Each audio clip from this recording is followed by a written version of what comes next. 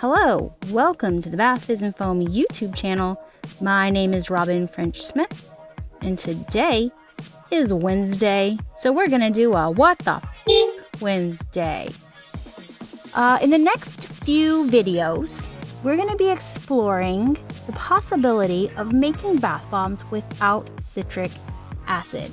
Now, this is a common question that gets asked a lot by beginners, people who are just starting to make bath bombs, and I feel like it's a valid question. So today our recipe comes from eHow. It's suggesting that we replace citric acid with an ingredient called cream of tartar. Now, cream of tartar is a slightly acidic ingredient, so I can see how this might work. However, if somebody was doing this because of cost reasons, because the cost of citric acid has gone up, this would not save you any money.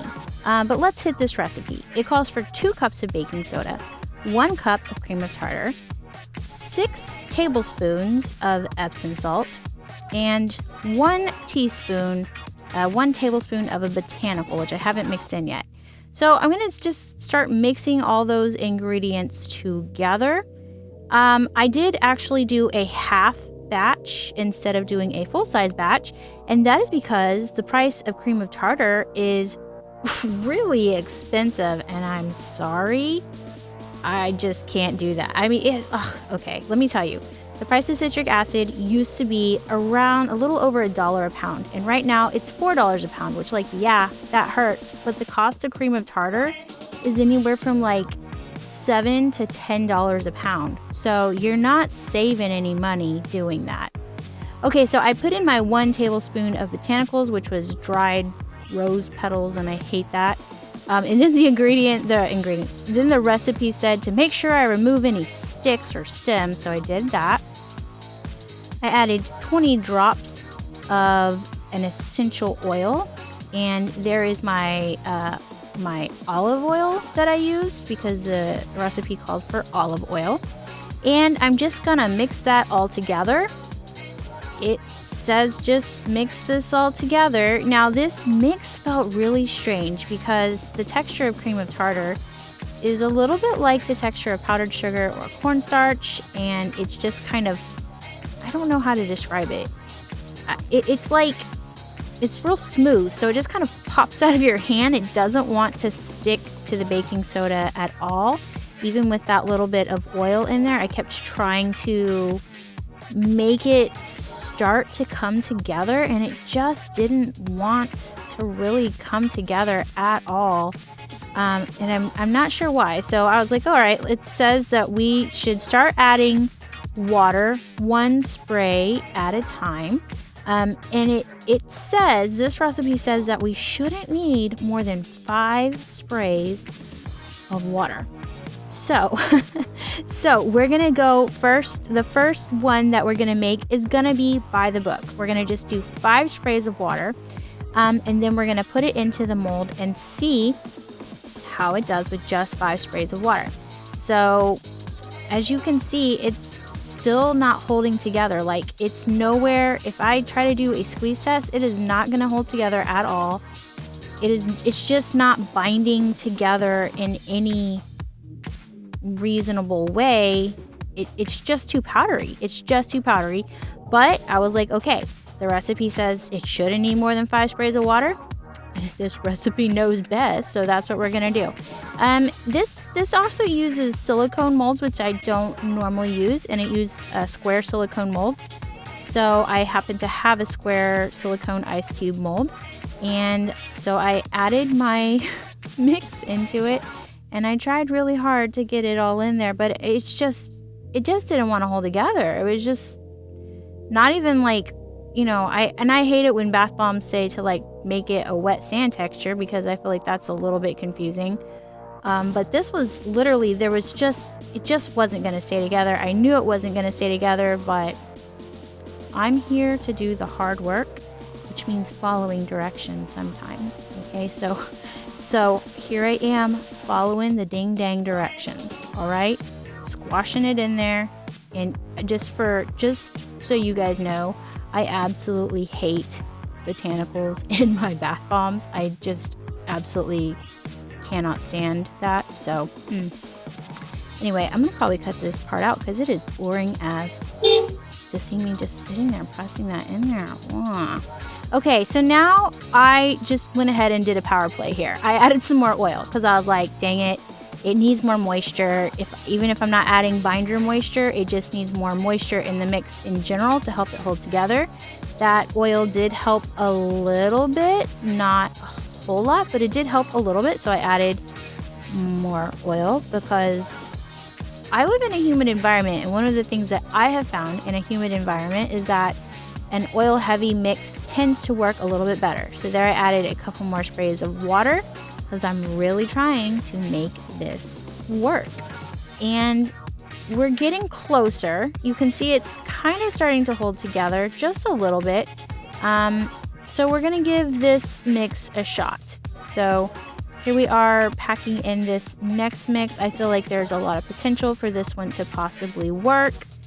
And yeah, to be honest, so I've made these videos before. If you guys know anything about Bath Fizz and Foam, you know that Amanda, Erin, and I just finished a boot camp. I was in Florida to do one of our holiday boot camps.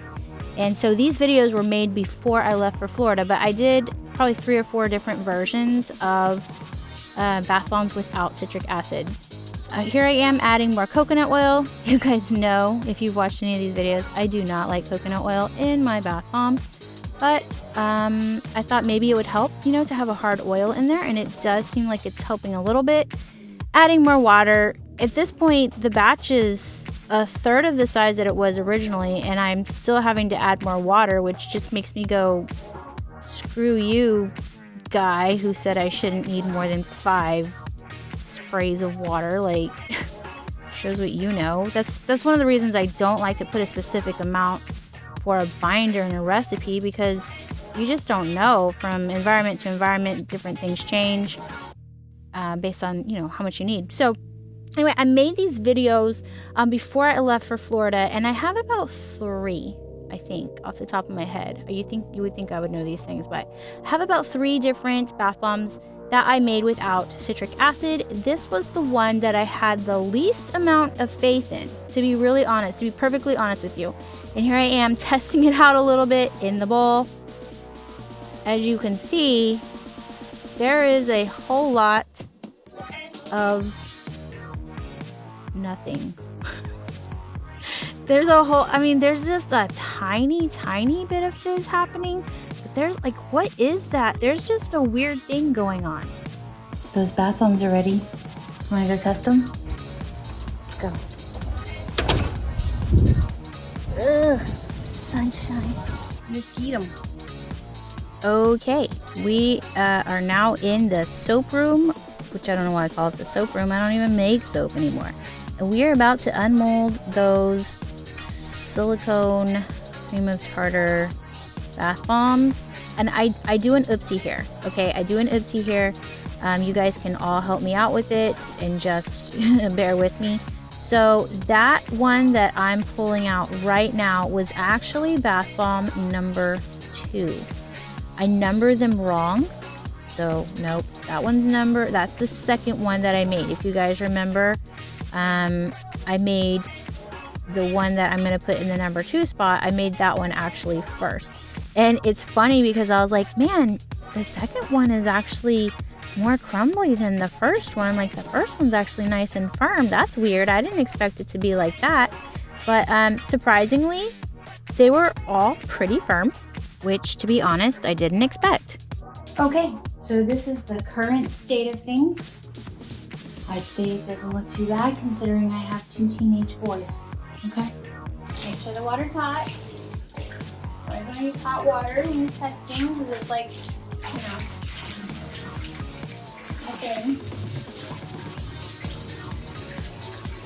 On a scale of 1 to 10 of how I think that this is going to work, I'm going to give this a 1.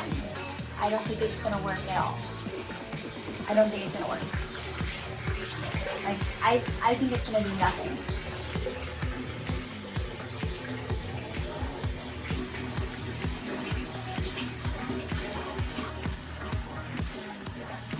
we really doing this again? What are we doing? Why? So here I am giving them a little tap and a squeeze to see how they do. This is actually the second one I made, and you can see it's pretty firm, which ironically, now I come to the one that I thought was the second one I made, which was actually the first one that I made. And I'm like, oh man, it's really crumbly. That's weird. And then the third one is pretty much like a rock. Like there is no crumbling on that, which just goes to show that sometimes you need a little bit more binder, sometimes you need a little bit more oil, but definitely the third one that I made is the best as far as expectations of like what it would do. Now I wish I had added a color because it's kind of hard to see what's going on with this, but there it is. I am shocked and frankly embarrassed that this dang thing is actually bubbling. Okay, so it does kind of work, but y'all, look at the oil. This is why I wish I had put a color in there, because you can't really tell what's going on because you can't see the oil floating on top. But that first one, which was actually the second one that I made, oh my god, I'm just a fucking mess with this, right? That first one has pretty much dissolved. There is quite a lot of oil on my hand. Not too bad, I guess. It wouldn't be the end of the world if I put this in my bathtub and used it, even though it doesn't have polysorbate 80 in it. Thankfully, I didn't do one of the essential oil blends the recipe suggested, which called for peppermint essential oil, which would have just floated on the water and burned the shit out of my skin. Well, I'll be damned. It kind of worked. It kind of worked. I mean, I'm not even as bad shiny as it was with that other one. It kind of worked.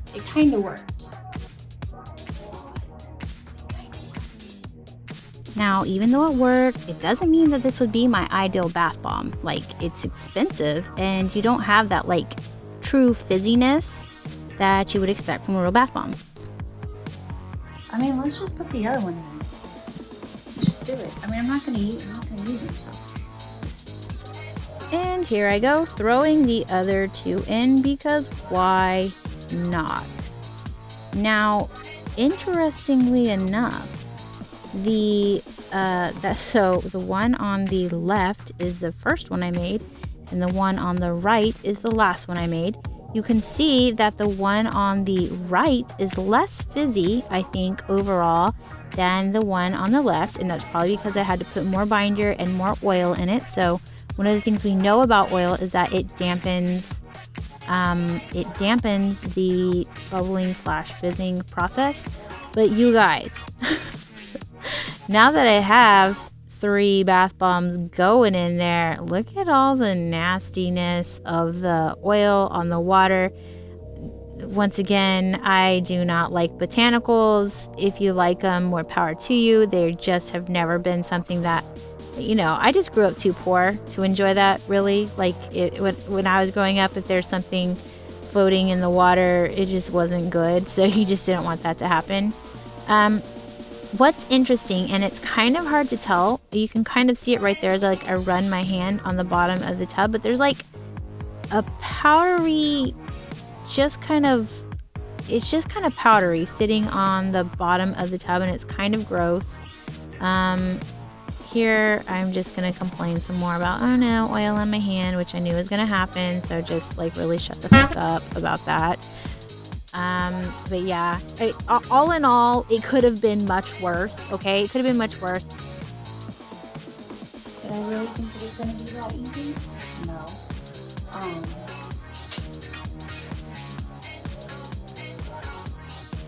While this will not be the most difficult clean out, it's still hard.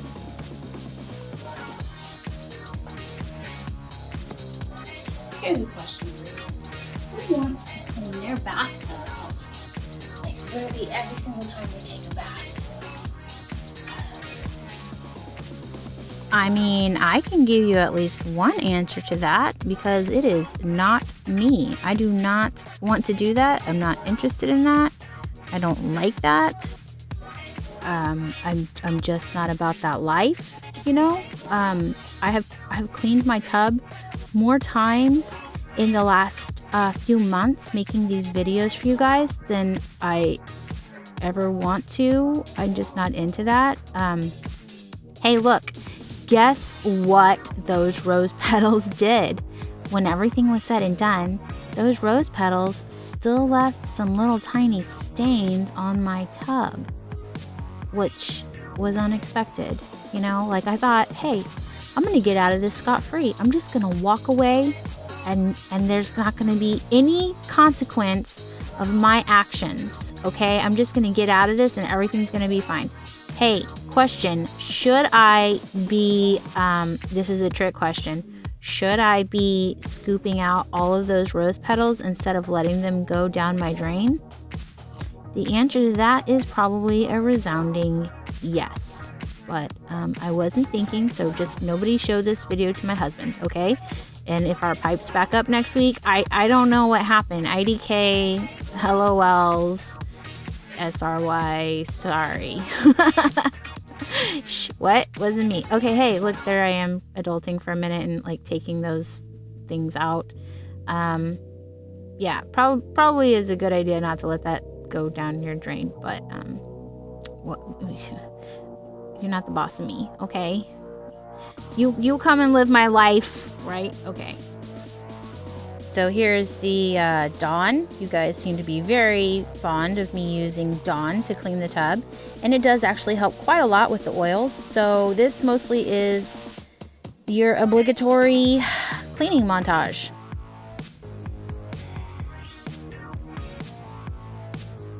Seriously, I'm used with this.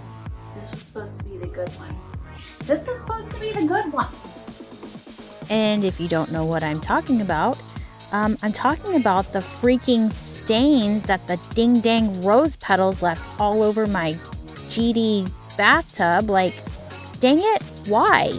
I don't know, my spray bottle's broken. It sucks. I thought I cut this part of the video out, but you can just see, like, I suck at life right now because I can't get the damn spray bottle to spray. So I just took the lid off, used the age-old tactic of pour the shit out, which is what I'm doing right now. Eventually it worked because that was just like straight up bleach, yo. So the moral of the story is, yes, you can replace citric acid with cream of tartar. It doesn't make a fantastic bath bomb, but it can be done. It would be more expensive than just using citric acid. Even with citric acid, it's such a phenomenally ridiculous high price that it currently is. But hey, to each his own. Also, don't do drugs. Stay in school. Tie your shoes. Don't run with scissors. Oh, and you know what? Keep botanicals in the garden. Just my opinion, but like, it's just like my opinion, man. Okay? Hey. If you would like to see more videos, then why don't you just smash that subscribe button and like and follow us and do all those good things. So YouTube's like, hey, they're relevant. They're doing things. Let's suggest them and like do things with them, you know? That'd be cool. Also, you could come join our Facebook group, Bath Fizz and Foam, Bath Bomb and Bubble Bar Support Group. We have a nice, helpful, friendly community of makers. You can also visit our website where you can get the boot camp classes, buy our recipes, all those cool things. Thanks for watching. You're swell. And as always, happy making.